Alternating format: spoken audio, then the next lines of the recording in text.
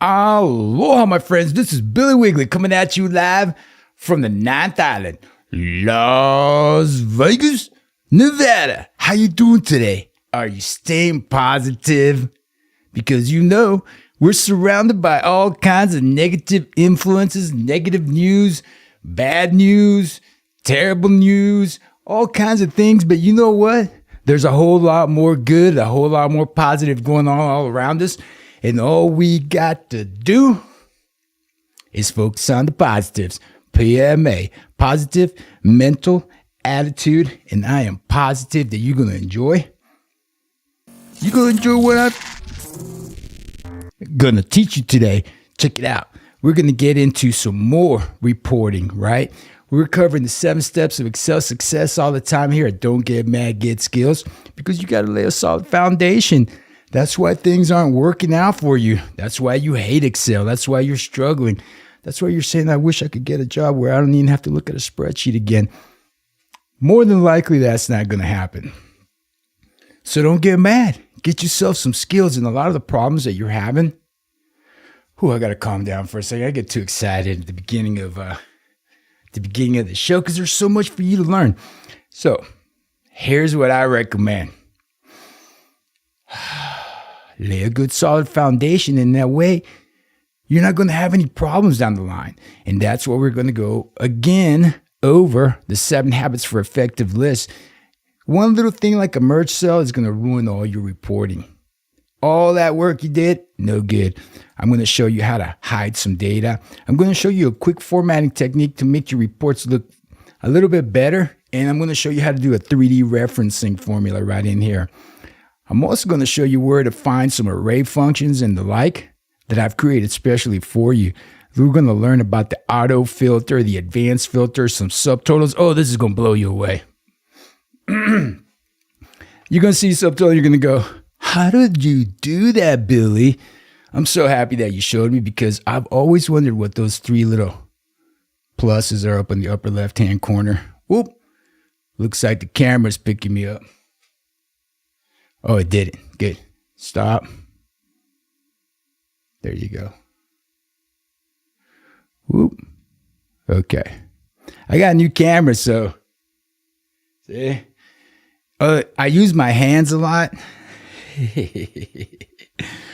I don't know if you noticed. Boo. So, I use my hands a lot, and this camera that I have, it responds to hand gestures, so maybe I should turn off those hand gestures because I talk with my hands too much and the camera can't deal with it. All right, here we go. So we're going to learn about subtotals. And like I said, you're going to be so excited to do about that. I'm going to remind you again about converting your data ranges into tables. Now that you're going to know the 7 habits of effective lists, we're going to go again into tables, and then we're going to work our way into a pivot table. And it's important that we go through this process because from tables, we go to pivot tables. From tables, we also go to Power Query. And I'm going to show you some pretty cool Power Query techniques. I'm just going to introduce you to Power Query. Not today, maybe tomorrow. I'll introduce you to Power Query. And you're going to be amazed. You're going to be going, wow, Excel is teaching me how to use Power Query. I'm just going to show you where it's at in Excel so you can learn. You're going to be amazed. Amazed. But before we keep on rolling, let's go ahead and just get into our 6-item list. And for our 6-item list, we always said, don't get mad, get skills. Come on now, you know. Choose to be happy and then make a plan. Your list is a plan. Most of all, don't get mad. Get skills. Why are you getting irritated? Why are you getting aggravated? Why are you getting flustered and frustrated when all you need to do is get yourself some skills? And that's what we're doing today. And we're doing it like we like to do everything. Whenever we decide to take action, we do it now. That's right. Now, the 7 steps to Excel success, remember them. Here they are, right over here. And, let me slide on over here for a second. Whoa. So that you can see all of the 7 steps laid out right here for you. And the ones that we're going to cover today are going to be form reporting. Way over there, right here is formatting. A little bit past it is reporting. So the 7 steps to Excel success: design, build, calculate, the heartbeat of Excel, format. We've done that for the last 2 days. And today, reporting. I'm going to show you filters. I'm going to show you pivot table, summary pages, and subtotals. Woo, yeah. Let's go. One more time. I'm going to show you filters, pivot tables, summary pages. Step 5, reporting in Excel. Woo-hoo, yes. Now let's keep on rolling. And here we go, printing. I'm going to show you how to do that, but not today, another day. And then automation, macros. A lot of you are really interested in automation. Repetitive steps. You know, it's been going on for years and years and years in Excel, and only now many of you are just catching on. So let's keep on rolling with the 7 steps to Excel success. Let's get right into it. Here we are. Those of you that are members of the 7 steps to Excel success VIP membership, right here, you can just go to myexcel.club or click on any of the links in the description. It's going to take you right here. This spreadsheet that I'm working on, it's in here. Whenever I'm teaching, whenever you're taking any classes in the 7 steps to Excel success VIP membership, you have access to all the worksheets that I'm working on, so that you can follow along real good. So let's get right back into it, and let's start out with organizing and sorting. It's really important that we understand in the 7 steps to Excel success, the 7 habits for effective lists. So take a quick look at this list that we have right here. This is called the list. It's also known as a range of data. But take a quick look at it. Does that look like one range? Or does that look like 2 ranges? Think about that for a second. So with the 7 habits of effective lists, habit number 1 is always make a header row. You always want to make sure that you have a header row in Excel. And why is that? Well, because we want Excel to know what this data is right down here. And your headers are always going to let Excel know these are phone numbers, these are zip codes, these are states, and the like. Hey, something's a little bit off right now. It seems like we're missing something right here. Let's launch a little bit of tunes. Maybe that's what we're missing out on. And let's go right back over here. Excuse me. And let's see what we got. Ooh. Maybe it's a little bit loud. There we go, my friends. Woohoo, mixed levels. All right. How's that? Is it a little bit too loud for you? We can turn it down just a little bit.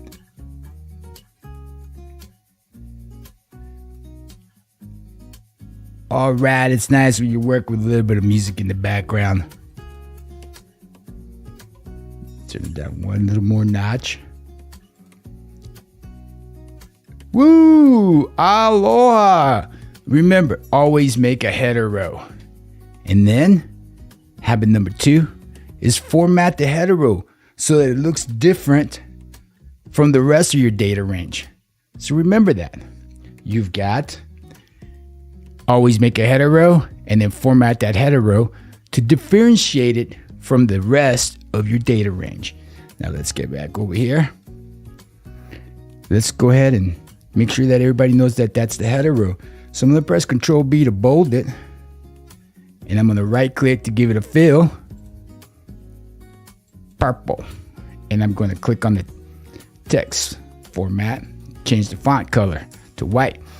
Now let's move on over to the step 3 of the 7 habits of effective lists. Habit number 3 is build the list from the top down, not from left to right. So remember, you're building your list from the top down, not from left to right. And all these little simple techniques, just these 7 habits for effective lists can change your whole life. This is the reason why you're running into problems. You're not following the 7 habits of effective lists. Habit number 4 is do not have any blank rows separating your data. And I asked you a moment ago, does this look like 2 ranges or does it look like 1 range? Take a look at it. It looks like 2 ranges, right? Why does it look like 2 ranges? Well, because you're right. It's separated. We have blank rows separating our data. Now, do you remember the shortcut for selecting a range of data? That keyboard shortcut for selecting a range of data. Here we go. The keyboard shortcut for selecting a range of data is Control plus A, just like that. So put your cell in the range that you want to select and press Control A, and there you have it, just like that. You see that? I put my marquee right in the middle of the 2 ranges, press Control A. Excel selected everything. Why? Because I'm touching this side and I'm touching this side, but it's still 2 ranges. Because if I go to sort right here, A to Z, you'll notice, well, we got another problem right here. So before we go even any further, let's apply habit number 4, and let's not have any blank rows separating our data, because Excel doesn't think, it just does. When you're looking at it, you're going, oh, I think this is all supposed to be 1 range because we got names right here, and we've got addresses, and we got the cities right here. It should be 1 range. Well, Excel is looking at it as 2 ranges. So let's take that row out of there. So I select row 7, and I'm going to press Control minus. Here, let me show you really quick.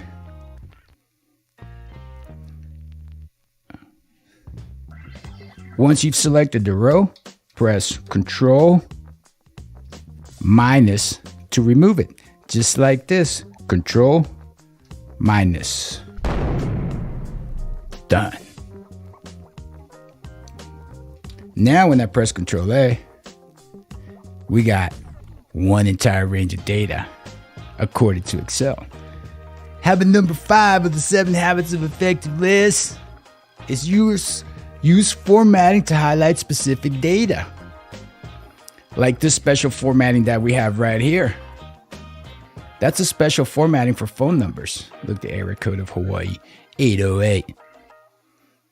And to do that, there's a special format for that. We can just go right into our Home tab where all of our formatting options are. And there we see that we have special format. And the way that we got that special format wasn't anywhere in here. We had to go to More Number Formats. And right in there, in our Format Cells dialog box, we selected the Numbers tab, and we saw that we had Special. And we picked the phone number. Look at all these other special ones you have. And you're saying to yourself, Billy, but I don't live in the USA. Maybe you live in Morocco.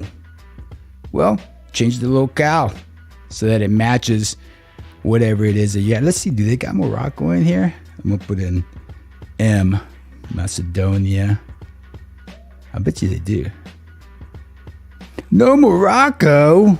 What? There's got to be something else. I guess maybe you guys just speak English over there. You're going to go with English. Talk to Microsoft. Did you know that Excel actually has, there's a little spot where you can go and make requests. I forgot where it's at, but you can Google it. So now that we're going to use formatting to highlight our data, like this one, zip codes are formatted. We're going to go right ahead and make sure that we don't have any merged cells below the row, below the header row. So we got the header row right here. Maybe I'll drop that music ahead, just a little touch. There we go. So we got merge cells. Do not use merge cells below the header row. Now you might have noticed that we just had a little issue when I tried to sort a minute ago when I was showing you the difference between two, we have two separate ranges. Well, let me go right ahead here and right click, and I'm gonna go to sort. Sort A to Z. Boom. Oh, looks like we got a problem. And a lot of times what you end up doing is you end up doing this. Let me try again. Right click. Sort. You know what? I'm going to add that little button to my quick access toolbar. Let's see. I'm going to my data tab. Right click. Add to quick access toolbar. Boom. There I have it right there. Now on my quick access toolbar. Yes. Sort A to Z. Okay. So I'm going to sort A to Z. Come on. Come on. If you're doing the same thing over and over and over again and getting the same result, that's the definition of what? You got it. Insanity. And we're not insane here. We got to see what the problem is. We got to read the error message. So let's go ahead and do that sort. And let's zoom into this error message right here. And we can see that we're trying to sort and we can't right now. To do this, all the merged cells need to be the same size. What? All the merged cells need to be the same size? What merged cells? I don't know, maybe that one right there. Pretty cool how Excel kind of highlighted the problem. That's the merged cell. Look, I'm going to just click right here. Let me zoom in with a live zoom, press OK right here. Column A. And I'm going to just start pressing the arrow down. Okay? Just like this. The down arrow right there. And you see that? Look right up there. See? There's my merge cell, right where Excel highlighted it for us. So that merge cell is jamming everything up. And the rule is don't use merge cells below the header row. So we could have a merge cell here. We could just say, you know what? We're going to have a title row. We can say customers. There you go. And we can merge and center right over here. Right click, merge and center. And then I want to make sure that everybody knows that this is actually title row. It's right above the headers. Bold it. Click, click, click, click, click, click. Make it a little bit bigger like that. So you got your merge cell. It's above the header row, and that's okay. Whenever you have merge cells anywhere else inside your data, think of them as they're just blocking your data, blocking your tools from working right. Just like when you have a space separating your data. Just like when you're working with Excel and your marquee's not in the data. See right here? This is called the marquee. It should always be in the data. Simple things like that. Excel basics. 7 steps to Excel success. Habit number 7 for effective lists is be consistent and in your naming and formatting of data. Excuse me, we got leaves coming out. There's trees all around here and the leaves are starting to come out. Spring is right around the corner and there's pollen everywhere. And it turns out I'm a little bit allergic to that. So you want to be consistent in all your formatting. So here we're going with the purples. We might even want to pick the right fonts, the same matching fonts. Be consistent in your naming and formatting of your data. Here's a good example. We're consistent with the names of our states. 2 letters, both capitalized. We're not doing something like this where one is Pennsylvania and then we got Hawaii and then we got Nevada there. And then right here we say Cali. Nah, we don't want that. We want to be consistent. Make it all look good. Make it all look nice. Remember, what do people think when they hear your name? Brand yourself. Now that we know the 7 habits for effective lists, let's keep on rolling. This has to do with reporting. There's so much that goes on with reporting, but here, 7 steps to Excel success. We're going with the basics. That way everything works down the line. This is a good investment of your time. I don't know how it is wherever you're at. I know that you might be in, a lot of you are in Nigeria. What's up, my friends? Man, every one of y'all that I know in Nigeria, I admire you because you're just doing everything you can to make it happen. And you really don't get mad. You're working on skills all the time over there. So let's keep on rolling. In other countries, it might not be like in the US. Here in the US, people are really sensitive about their salary, about who knows how much you make. It's like a secret.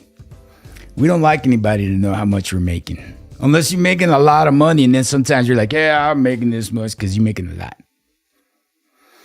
Some people are like that.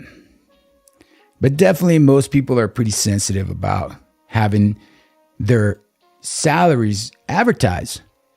So suddenly you're back at your office and your boss says, hey, Billy, or whatever your name is. And they're going to say, take that list that you have with all the team members' names and their email addresses. And can you go ahead and print that out and distribute it? And you're sitting there thinking, you want me to print it out just like it is, or you want me to without the salaries? Yeah, just print it with, make sure you print it without the salaries. We don't want people to know how much everybody else is making. Oh, that's what I thought, boss. So you asked for clarification. And your boss said, hey, you're going to print out that list, but we don't want to see the salaries. And you're saying to yourself, you're probably saying, yeah, just hide the column, Billy. But wait, there's some other people that probably don't know to hide the column. So you end up printing. So you do a Control P, you see your print options right over here. Looks nice. And then you print. And then when you print, you're going to take the scissors and you'll cut right there. You're going to cut right there. You'll cut this whole piece out. And then you're going to tape it back together. I've seen people do that. You don't need to do that. You can just select the column you want to hide, or the row you want to hide, or the row and column at the same time. Right click, and then look what we got right here. We can hide. We can also unhide. Just like that. Just by right click. When in doubt, left click. Nothing happens, right click. Nothing happens, check your options. Alt FT. All right. So to hide it, we're going to select the column that we want to hide, and we right click and we hide it. It could be the same with rows. If I want to select those rows right there, right click, and I can hide. But I don't want to hide them. So here we have it. Now when I press Control P to print, we see that only what's visible is what's going to print out, just like we wanted. Hide. What about unhiding? Take a look closely over here. If you were looking at this data and you could see the column headers, would you know that there's hidden data? How would you know? That's right, because you know the alphabet A, B, D. Something's missing right there. All right. Ooh. When I start teaching, it gets hot in here.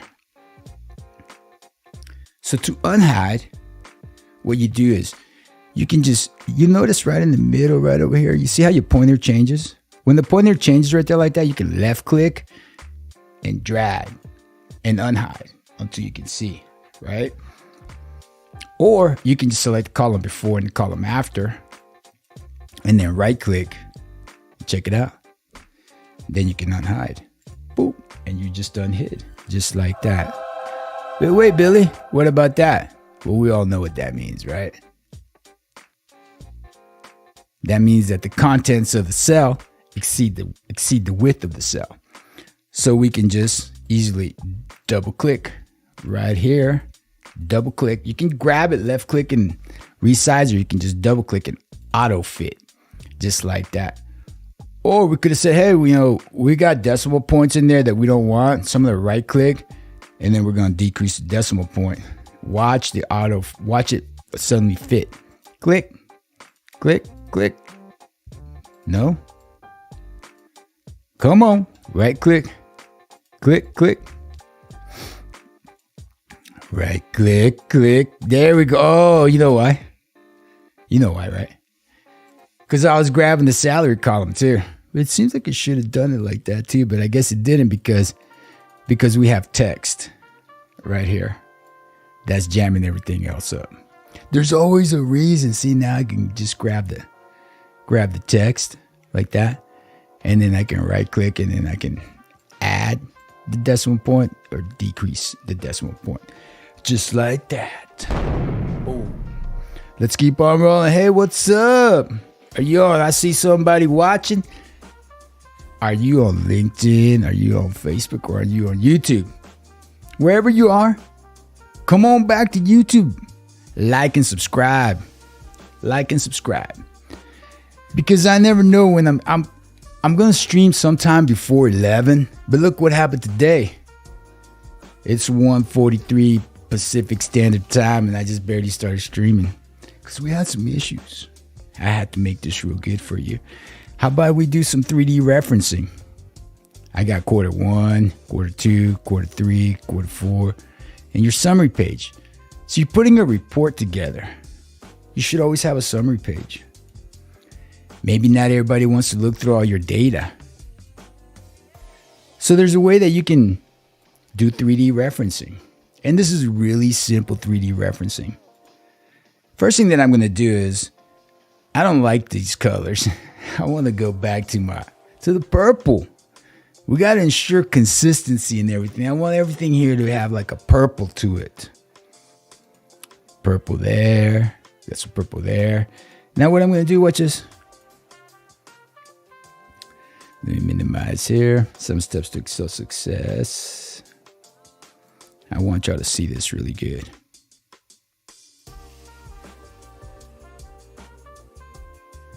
All right.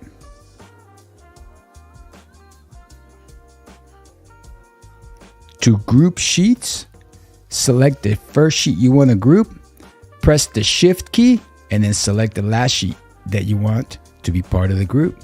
Now you've grouped all your sheets. One more time.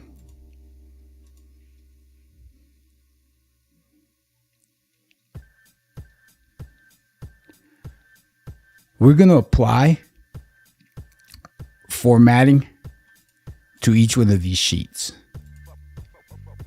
And we're going to apply formatting to each one of these sheets. And we want to do it all at once. So we're going to group them. To group them, select the first sheet in the group, hold down the Shift key, and select the last sheet. Now you're grouped. Whatever you do in any one of these sheets is going to take place in the exact same spot in the entire group. So now we're going to go right ahead. And if you notice on the title of my workbook, the name of my workbook, it says group. We've got a group going. So now what we're going to do is we're going to go ahead and give this that purple background with the white font. And this is going to be lavender. I want that light lavender color right here. And there we have it. And it's been applied to all the worksheets. So let me go right ahead and ungroup. Right click and ungroup to ungroup, or click outside the group. Now there's quarter 1, second quarter, third quarter, fourth quarter. So we just applied all that formatting by grouping this report. Let me go right here to the order summary, and then let me just go ahead and apply the formatting right here.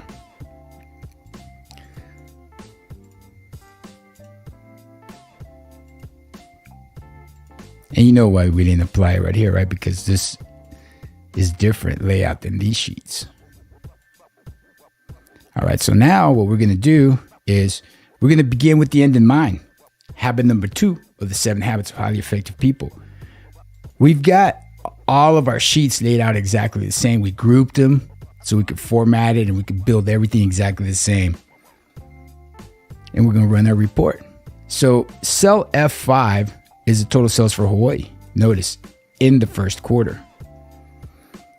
Now, if I go right over here to quarter 4, in quarter 4, cell F5 is where the total sales for Hawaii are.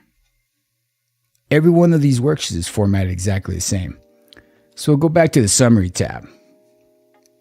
And right here in the summary tab, we'll begin with the end in mind. I put my marquee where I want my formula to go.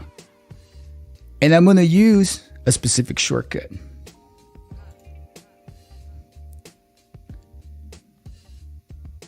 And I'm about to tell you, the shortcut to insert the AutoSum is Alt plus the equal. Check this out. I'm going to press Alt equal, and now Excel is going to say, what do you want to sum? Whoops. Come on now. I'm going to have to quit doing this using the newest version of Excel, because sometimes it just doesn't want to work for me. We see that the shortcut is Alt equal. There it is, okay? So I'm just supposed to go right in here and press Alt equal and put it in there. So now I'm going to just have to close Excel.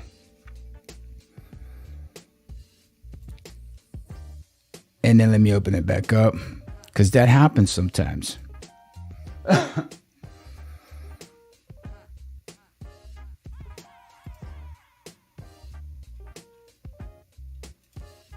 Come on, Excel.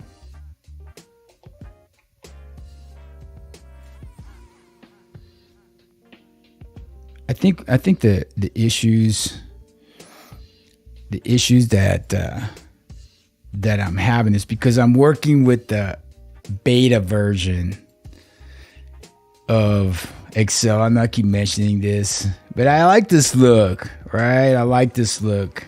So that's why sometimes I seem to be having a little bit of problems. I've closed Excel, opened it back up. Now I press Alt equal, and my Alt equal shortcut is still not working. So I'm going to put in the AutoSum right in here. And then I'm going to go to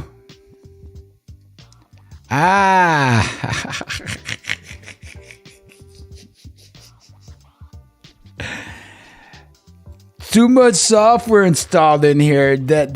The Alt is, I've somehow overridden my Alt equal with the zoom. Look at that. That's what I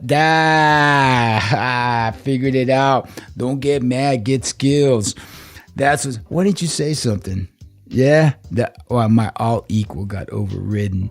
So I'm gonna have to fix that. It got overwritten by my camera software. If we go right in here, hotkeys. Yeah, okay, cool. Now we know what to do. All right, so we're gonna insert the AutoSum, and Excel wants to know what to sum. Let me minimize right here, and let's go ahead and do this 3D referencing. So begin with the end in mind. Pay close attention right there. I'm going to go right here to Hawaii, and I'm going to insert the AutoSum. I could have also just typed in equals SUM and tab right into the sum. And then I got to tell Excel what I want to sum. So what we're going to do is tell Excel we want to sum Q1 through Q4. So we select Q1, hold down the Shift key, and select Q4. Select Q1. Hold down the Shift key and then select Q4. Now it's grouped everything. So now that we've grouped, now we can tell Excel, hey, what is that you want to sum? And when you look right up here at the formula bar, it's building the formula for us. It's the sum of Q1 to Q2. So you see that? Let me get back a little bit. When you're reporting, you're thinking ahead. That's why we named these worksheets Q1, Q2, Q3, Q4. Because at some point, we might use the names of these worksheets in formulas. And you don't want your formula to be this long. So let's start right back over. Begin with the end in mind. Hawaii. Insert the AutoSum. Now Excel wants to know, what is it that you want to sum? So we tell it we want to sum Q1 all the way to Q4. Before I press Q4, select Q1. Before I select Q4, hold down the Shift key. Click. That way we've grouped. Now we can tell Excel what we want to sum. Looking at the formula, there's a sum of worksheets Q1 through Q4. You see the single quote. That tells us that whatever's in between those single quotes are the names of worksheets. Foreign cell, now we got to tell it what cell we want to sum. And what we want to sum is cell F5. And now we can just press what? Enter. And there's our angels. Now we can just go right ahead and double click on our autofill handle.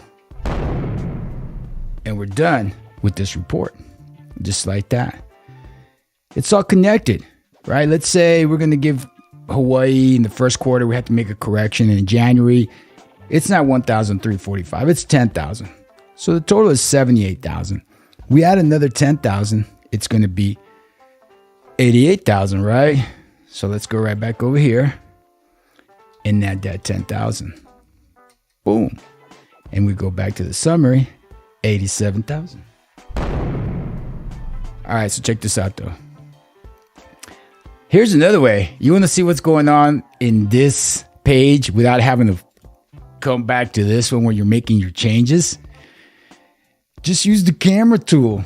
That's right. You can watch what's going on here from here. This is how you do it.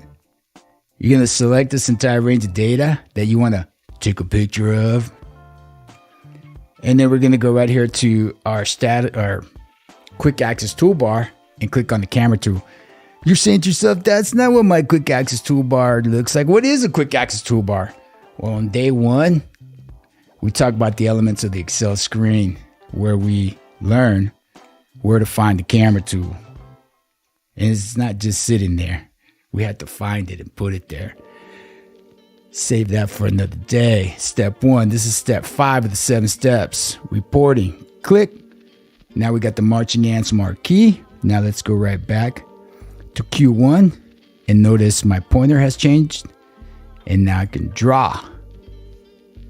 That's an image. That's a picture of what's going on over here. Now I don't need to keep flicking back and forth. Now I can just go ahead and make my change. And I'll be able to see the update take place here.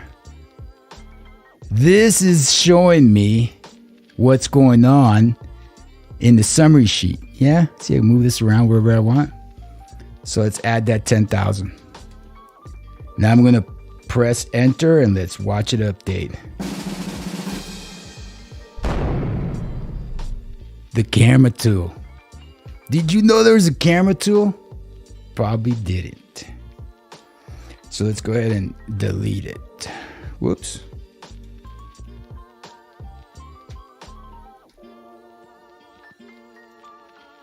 Boom. There we go.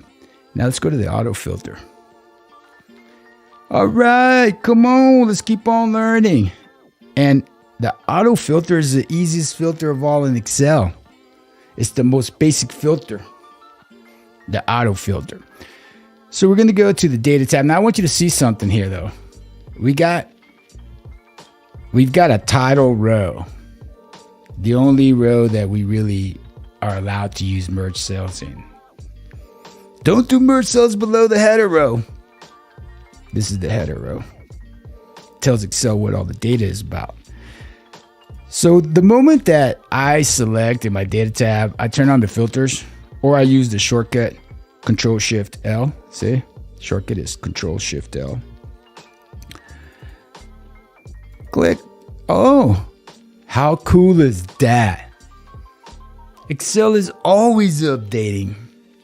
Normally, I would have thought Excel would have put the auto filter right there, but it's smart enough to know that that's a merged cell. And we've got these header rows right here with data below them. That's where the filters go. Let me just click outside of it. Turn off the filters, turn them back on. Can't be applied to the selected range where my marquee is in. What did I say? Your marquee should always be where? In the data, and then you won't have these kind of problems.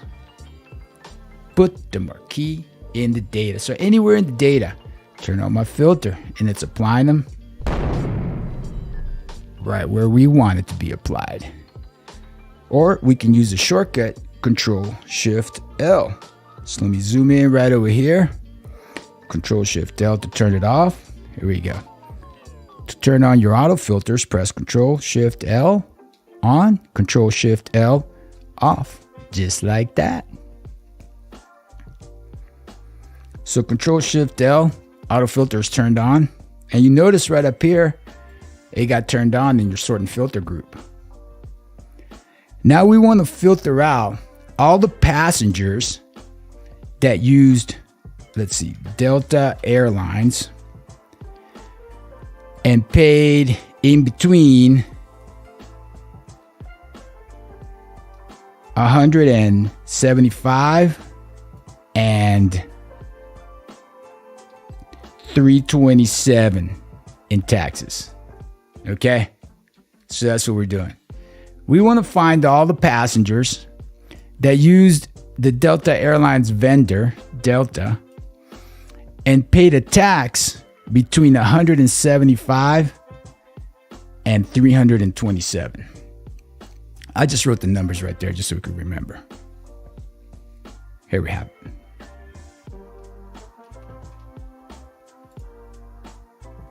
Uh-oh, we got computer going to sleep on this side. Can't have that.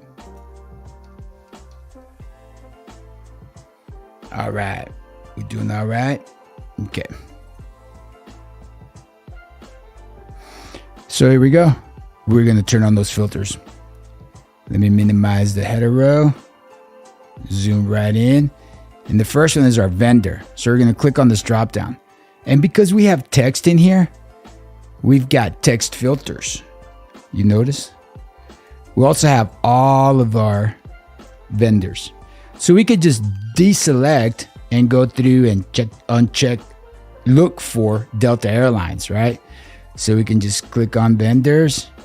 We could just deselect and then just scroll down and go Delta, find it like that. Or we can just go right over here to search and type in Delta. And then when you have text filters, you got all these other options. You got to explore them. So we got Delta Airlines picked out.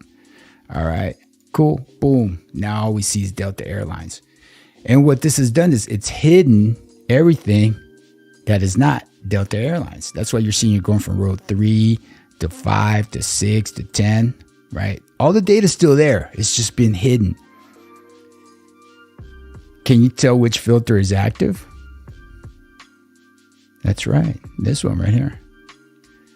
So now let's go ahead and apply this filter. We want to find the passengers that paid a tax between $175 and $327.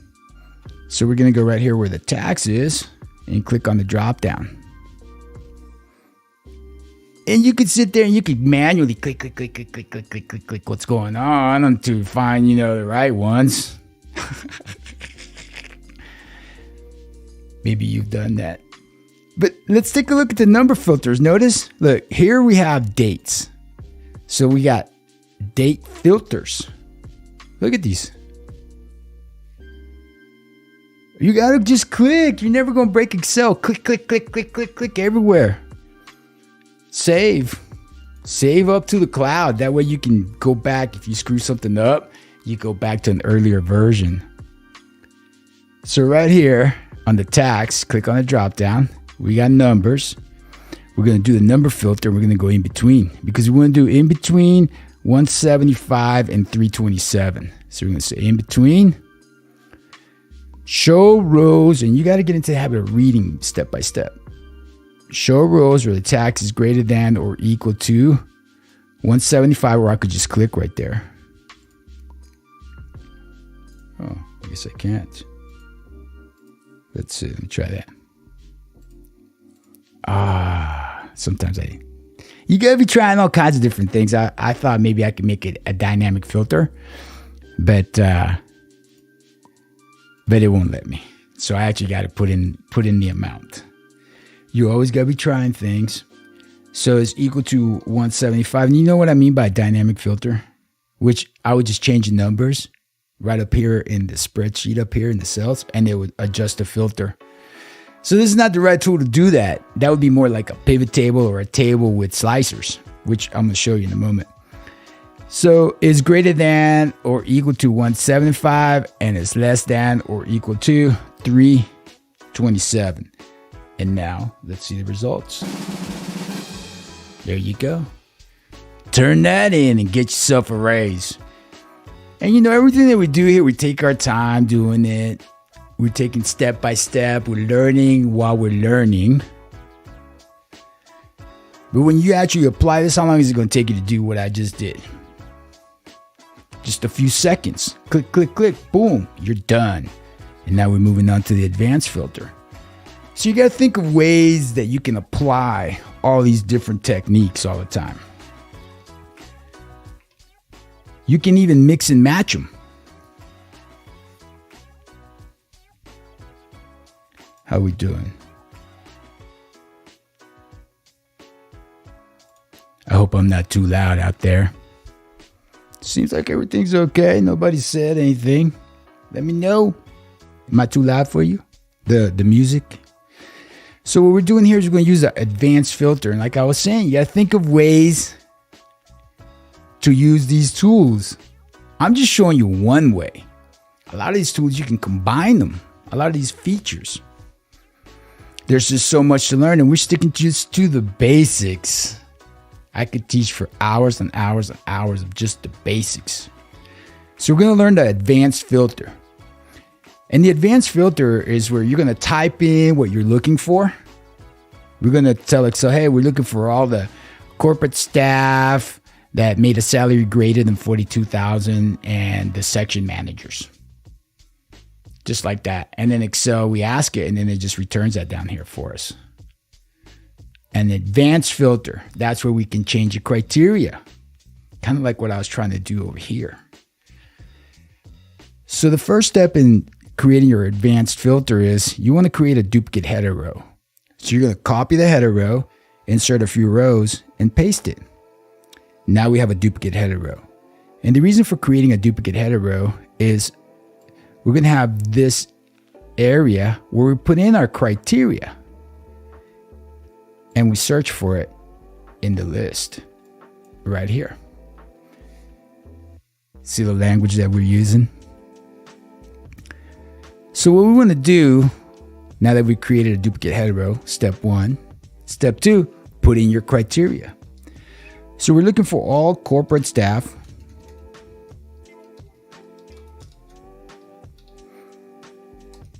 that made a salary that's greater than $58,000. And show me the retail. Now check it out. I mean, we don't even need to have these columns right here if we don't want to, right? We can just put the two that what we're looking for, department and salary. And it will show them to us. You know what? Why don't we try that? Let me go right ahead and clear these formats right here. Let's do it like that. Clear all right there. And let me just slide this right back over here. And we're going to be searching for all the corporate staff that made a salary greater than $58,000 and retail. Okay. So we put our marquee in the data and go to our data tab.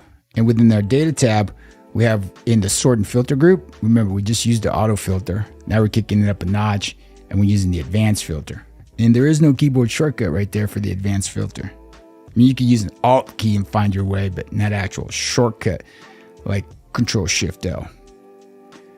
So once we activate the advanced filter, Excel is asking us, where is your list range?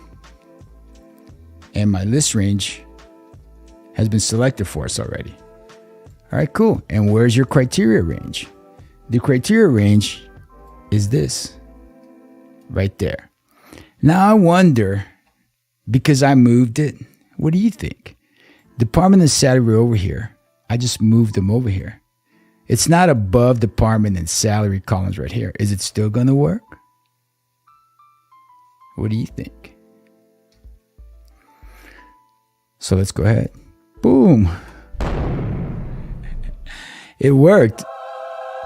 Thank you, angels. Because Excel was looking at the criteria. It didn't matter that the criteria was not directly over here. I mean, we could have put this on a separate page and have it look over here for our results. And there's all kinds of things you can do. Think about how you can apply these techniques. So the data is all still in here.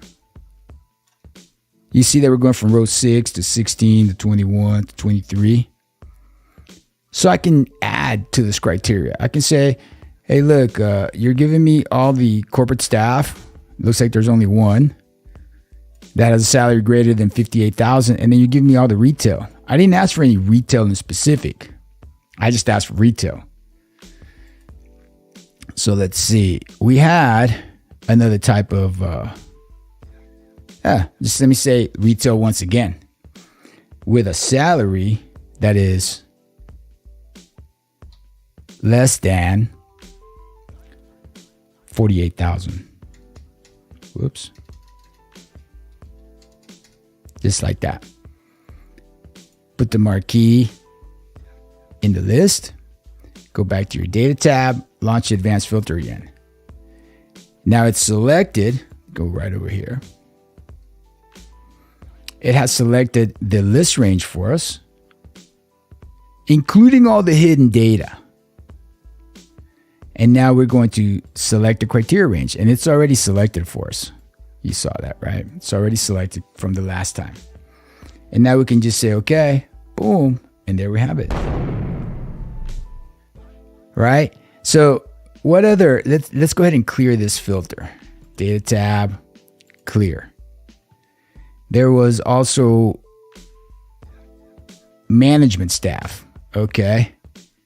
So let's go right in here. Let's do this again. We've got our criteria in place. Put the marquee in the data. Go to data, advanced filter.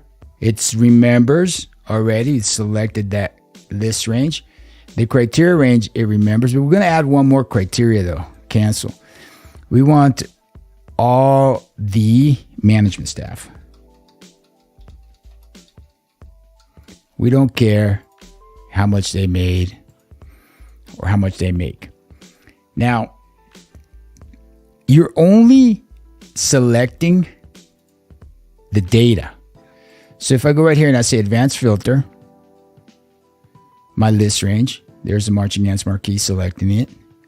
Then the criteria range, click criteria range. If I was to select all this for the criteria range, it's not going to work. Because we've selected this extra row right here. There's no data in it. There's no data in here, but that's okay because there's data here. We're asking for it to look for no data. So when I hit OK, it's not working. Because you picked extra blank data that you didn't need to pick. So let's go back to data, advanced filter. We've selected the list range. For our criteria range, let's select the correct criteria range right there. Now we press OK, and there we have it. All our corporate staff with a salary greater than 58,000, right there. All of our retail with a salary less than 48,000, right there. And then all of our management staff, regardless of the salary. And that's these individuals.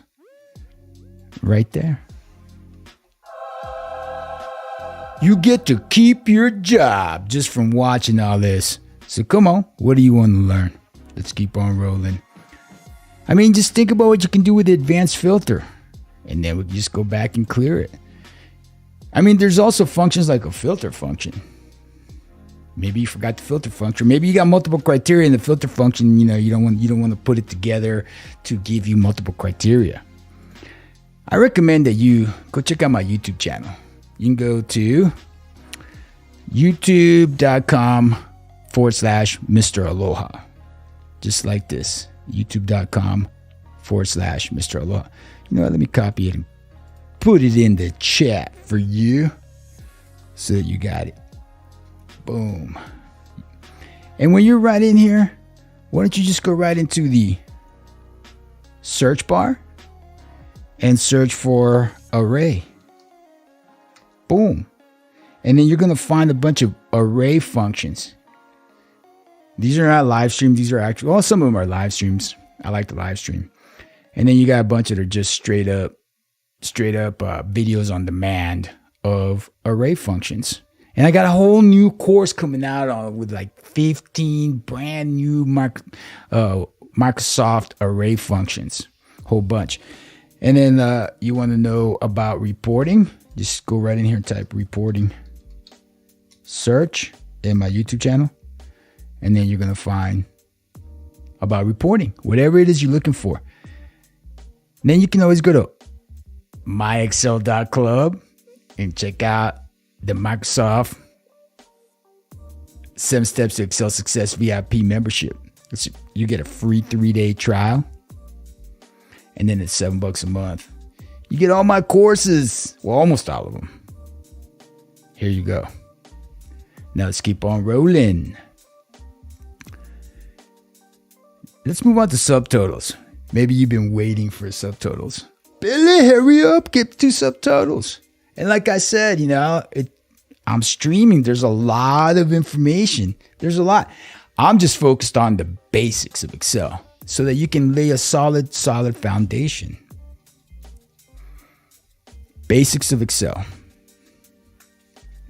And there's enough basics. I've been teaching basics since 2010.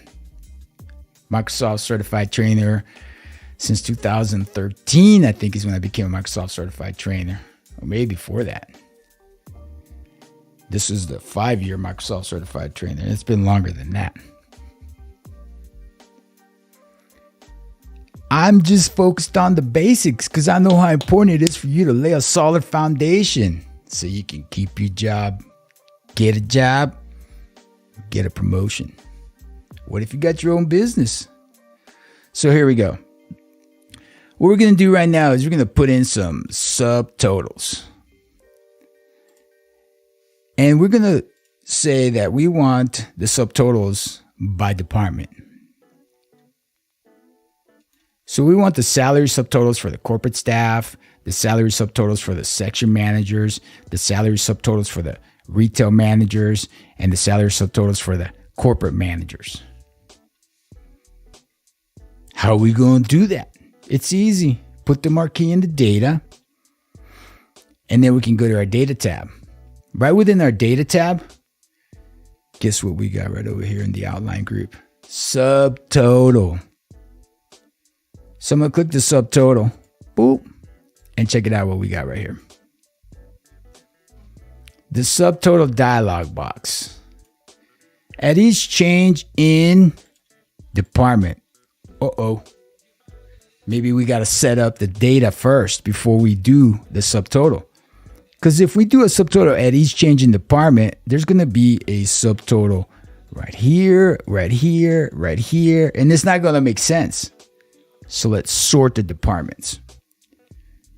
Let me cancel out of here, put my marquee anywhere in the column that I want to sort, and sort A to Z.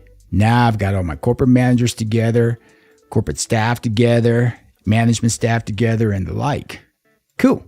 Now let's go back to our data tab and head on over to the end. I'm going to double click to keep it in place. Click, click. It locks it in place. Click on subtotals. And now Excel is saying, hey, Billy, at each change in, and where does this information come from? The header row. Are header rows important? Yes. So at each change in department, in other words, when it goes from corporate manager to corporate staff, I wanted to use the function sum. Look, you got all these different functions. And I want you to add the subtotal to the salary column right in here. That's why I checked it. We can even put these results in another page if we wanted to, but that's a different workshop. Now I press OK now. Let's see. Nice. Look at these subtotals. There's corporate manager, corporate staff, management staff, retail. Cool. And then here, look at all these buttons that you have right up here. You see that? You want to view at different levels. Level 1, the grand total. Level 2, just the subtotals and the grand total. Then you can expand in between all these. And you're saying to yourself, how did you do that? The subtotals. These are subtotals. The subtotals put that in there. And if you've seen this before, you probably wonder, how did they do that? Now you know it's simple subtotals. Let me minimize here because you might be saying to yourself, hey, Billy, look, this one's bolded, but that number's not bolded. How can we do it? And you might say, you know what? I'm going to go down to level 2 and I'm going to select all this and I'm going to bold it. But think about what you're doing here. If I select all this range right here, this entire range of data, and I bold it, what am I selecting and bolding? Am I selecting even the hidden data? I don't know. Let's check. Let's expand it. Boom. And we did. That's not what we want to do. So what we're going to do is we're going to select multiple non-adjacent ranges. So we're going to select each cell individually. That way we don't select everything that's behind it. And to do that, you hold down the control key. So you select the first one. Click, click, click, click, click. Those are multiple non-adjacent ranges. That's why I can select here, here, here, here.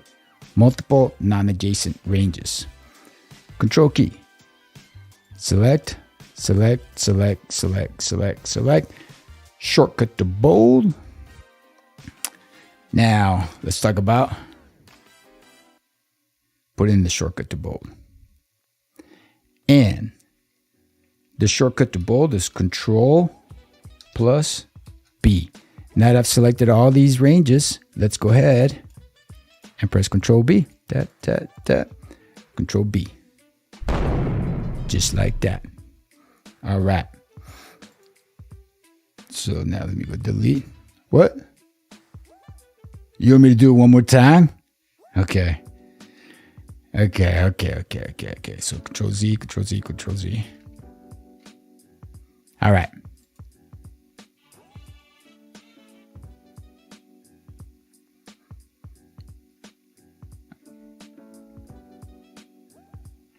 To bold multiple non-adjacent cells, hold down the Control key and select them. Click, click, click, click, click. Press Control B to bold. And then when you expand, whap, there you have it. Just like that. Nice. Yeah. Woo. All right. You see how it's all coming together? From the very beginning to the end. We're almost done. Now we're going to convert this range of data to a table. Because, there's a lot of things you want to do with all this. So let's convert it to a table so we can work with it. Maybe you wanted to do some banded rows, something like this. One row right there like that.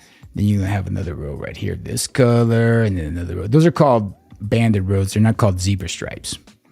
You can also have banded columns if you like this. You can have banded columns and banded rows if you like. As long as you know the proper name, right? So we got a whole lot of different things that we're going to do with this data. So the best thing we can do is just press Control T. I would just turn all your lists into tables. From now on, just get into the habit of just making tables because you're going to move into Power Query and the like, or other people are going to be working with your data and they're going to turn it into tables. So when you press Control T, the Create a Table dialog box appears and asks you where's the data for your table. And because we had our marquee in the data, it selected the entire range. So you can also, to insert a table, just go to Insert and then click Table. Excel selects the range, press OK, and there you have it. Just like that. Control Z to undo. The other way to do it is press Control T. Yes, my table has headers. Boom, there it is. Now we have a table design, contextual tool tab. Go with the purple. Let's select the header row, Control Shift arrow to the right. And then I'm going to right click, make it about a 14 point, center. Right from there, everything's nicely formatted already. Social Security numbers. Let me select this entire column. Let's see if we had issues before, but let's see now.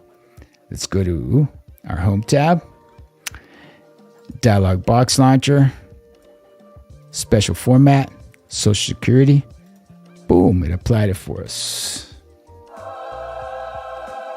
I think some of the issues that I have sometimes it is Excel. It's usually user error, but sometimes it is Excel. And I'm living dangerously, right? I'm working with the latest version, the beta version of Excel. So here we have everything nicely formatted, good to go. Nice. So Control T, convert your data into tables. And then that way you can say, hey, you know what? I don't want banded rows. I wanted banded columns instead. So when you click on your table design, contextual tool tab, you got a lot of options. You can say, you know, I actually don't want that header row right there. But you do want a header row. But you never know, you might not. Now I want you to pay close attention here. Well, let me do a live zoom. You've got your column headers, and then you've got your table headers. When you're in a table, watch when I'm going to scroll up. Pay attention what's going to happen right here to the column headers. As I scroll up, look what these, the data headers, the row headers, they're gonna appear right up here. Pretty cool, watch. And that happens when you're in a table. See? The column headers became table headers, just like that. And that's because you're in a table. All right, the last item, the pivot table, the filter on steroids. And we've got that range of data right here. It's not a table. It's just a range of data. It's nicely formatted. And now we want to insert a table. Now there's a couple things you can do. You can just press Control Q to launch the quick analysis tool. So that one is Control plus Q.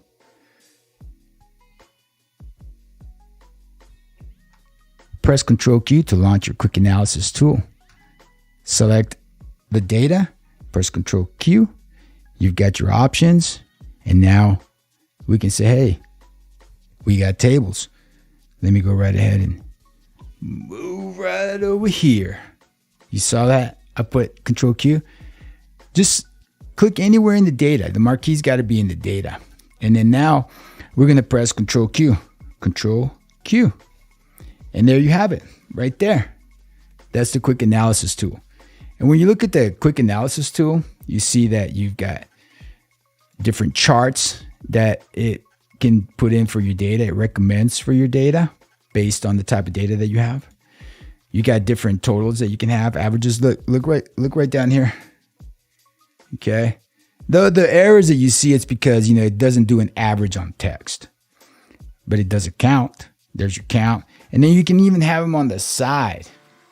Let me get right back over here. And I'll show you that we can have them on the side over here. See, I got all these other options. So another one is tables right there. And right in these tables, we got pivot table.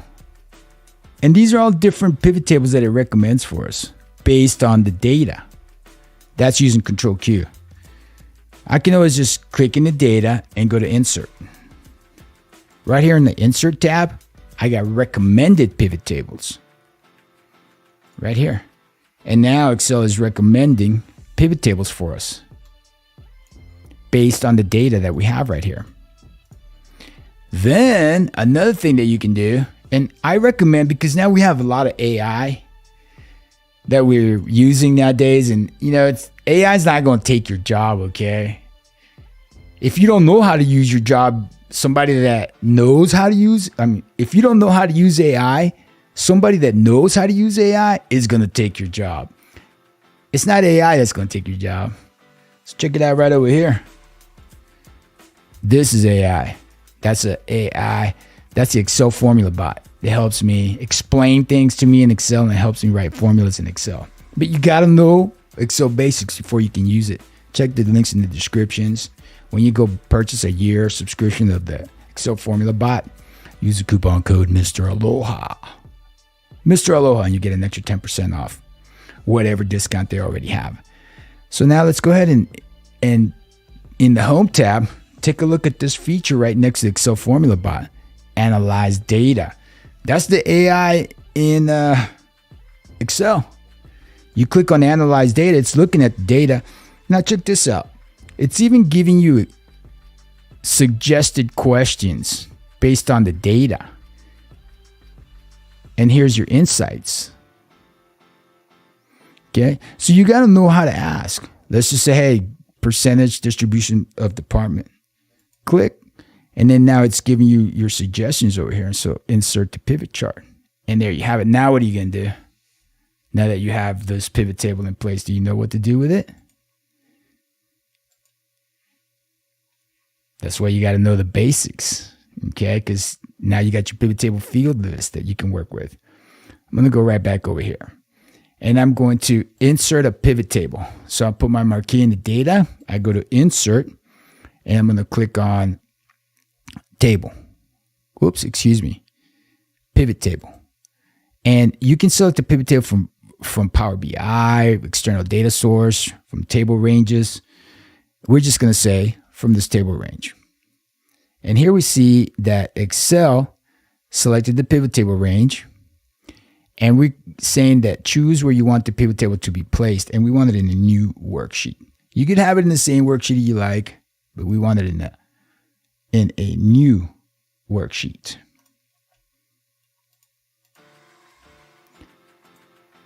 Now that we're here, let's say that we want to find all of the individuals by department and position. So we can say, I'm going to click on last name. There's all my individual. Now, this is not a class on pivot tables. It's just talking about some basics in reporting. But once we know the 7 habits for effective lists and we've building our way, see how everything keeps building? We worked our way from just a simple organize your data. Now we're in pivot tables, running reports, using the Excel AI.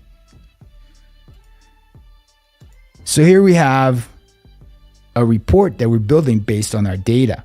Now, I got to step back a second, because how do we know this data is good enough for a pivot table?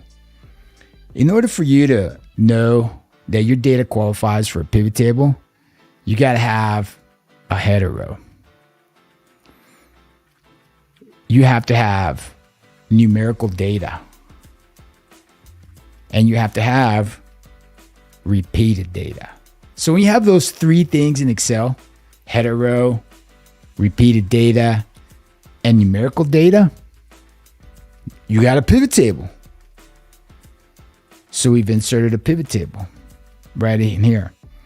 And the pivot table begins to form right here, the report, based on what areas you drag these fields into. So we did the last name and we put it in rows. So it puts it in rows. If I was to take the last name and drag it to columns, we'd see the last name appear as columns. Now that might not make sense in this case, see? Click. That's why it's called a pivot table. It pivots. Very powerful. Now let's say department. Maybe we want the departments to be up here as column headers. Nice. And then let's say, hey, let's see their positions. There's their positions. So you can drag. Now look right down here. Right? We can drag all these around. And it changes. We can pull this one up. We can put this one down. And it changes the report. So I'll go right up here. There you have it like that. There you have it like that. Or you can say, hey, put them right in here. Maybe that doesn't make sense. Okay, so we're going to say, maybe the positions, we didn't even want them in there. We're going to use a different way of managing them.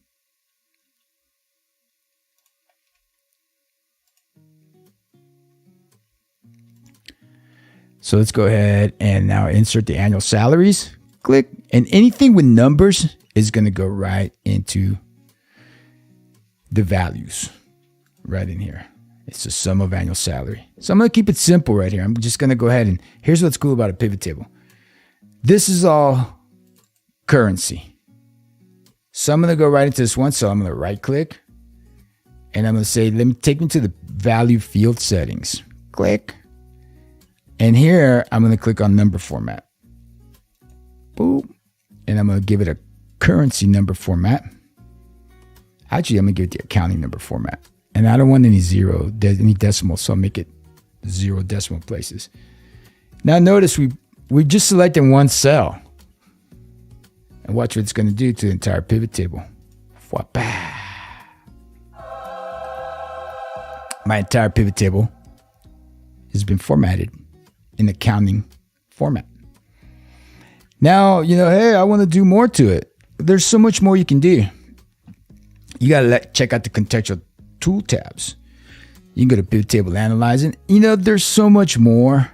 Go check out the 7 steps to Excel success VIP membership.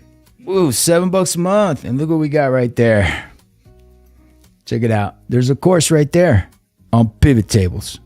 Just click on it. You're going to see what it's all about. Pivot tables. And I keep adding more and more to it. Look right here. Value field settings. Isn't that where we were just at? Oh, look. Slicers for your data. All right. What's that all about? Remember what we said about the positions? We didn't want to put the positions right here. You can even rearrange them. No, we don't want them there. We don't want them down here. We could use them as a filter. Let me slide right back over here. We can put the position right here in filters, and watch where that's going to appear. It's going to appear right up here. So I'm going to go to drag position into filters, and there's my filters right up there. And then I can filter out what I'm looking for. But I'm going to take that out of there because I want to insert a slicer. So there's a couple ways I can insert a slicer. I can just go to position and right click, and I can add a slicer just like that. Or we can go to pivot table analyze and insert a slicer. When you have dates, you can insert a timeline. And you also got to remember though, who's going to be working with this data. Because if you're going to put in some slicers and you're sending this to somebody that is using Excel 2007, that's the only version of Excel they have, they're not going to see the slicers because they came out in 2010, I believe. So that's something that you got to be aware of. Not everybody's working in the latest version of Excel. Not everybody's working in the beta version. Like me, shouldn't be doing that. But I'm teaching. So let's insert that slicer. And now Excel is saying, hey, what slicer do you want? Look, this all comes from the header row. Our header row is important. Yes. So let's say, look, right here's positions. Let's click on position. And we're going to say, okay. Boom. And there we have it. We can even make a match. Go to design. And let's say, I like this. I like that one. I like this one. No, that one. This one. That one. Boom. Banded rows. Banded rows don't work that good on that one. Huh. I don't know about the purples. But there we have banded columns. Oh, banded columns the way they work on this one. Pretty cool. Now we got to make the slicer purple. So when we click on their slicer, we got the slicer contextual tool tab that we click on. There's the purple. Or we can have it match. Boom, the dark style. There we go. And now we've selected the slicer. We can go right in here and change the caption that's displayed in the header. Select position. Let me see if that's going to do that. Boosh. There it is. There's so much to Excel. And then, I can do more. Click on the slicer settings and Maybe I can say, hey, look, make it 2 columns or 4 columns. How about 2 columns? Make it 2 columns, and let's enlarge it a little bit like this. Make it a little wider. Boom, and there you have it, just like that. So I'm gonna get rid of those 2 rows, and there we have it. Who's my accounting staff? Who's my copywriter? My director of training, office manager, vice president, web manager. Oh, director of advertising, accounting staff. Look at that. I want the accounting staff, and I want the division manager and the web manager. So I'm holding down the control key to select multiple non-adjacent filters or slicers. Click, and there I have it. You could also click right over here. This allows you to multi-select. So watch this. So when you click on it, then you can multi-select like that without having to press the control key. And then you just clear right there. You can even just say, put your marquee in the data right there and press Alt F1 and put a chart right there. Just like that. You can even change your chart formats, chart designs. Boom, you're gonna go with that one. That's kind of funky. And then say, hey, you know, I don't need all these. I don't need these filters. So I can just remove. Whoops, didn't want to do that.